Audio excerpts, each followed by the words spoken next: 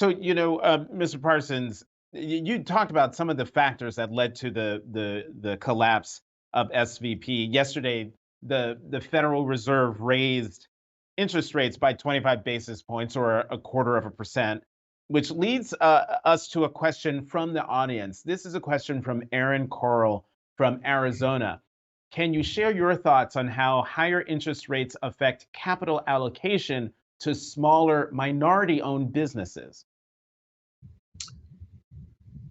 Yeah, this is. I'll start with referring back to what I call the structural inequity, right? Mm-hmm. This expression when I was in the service, X flows downhill. I cleaned that up for you, meaning that, but at the bottom of the food chain always sort of get hit the hardest. What particularly the SVP and Silvergate Bank and the other one that went down. What that has done is it's created a constraint, let's put it that way, that banks feel to tighten their lending, right?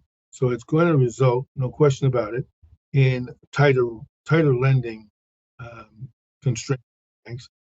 And the fact that money now costs more is also going to create a strain on the lending. Used to be, I can remember saying to people 2 years ago, money was free almost. I mean, it was so cheap. Now it ain't free anymore. And is that going to hurt minority entrepreneurs? Yes, it is, because it's going to hurt anybody trying to build a business. And that's where most of them are in the life cycle now. They're trying to build.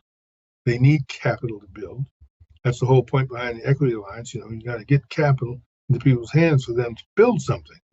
And so I expect to see more stringent lending requirements by the banks, and it's going to, like seemingly all things, it's going to impact on the minority and women community, I think, of entrepreneurs more painfully than on mainstream business enterprises.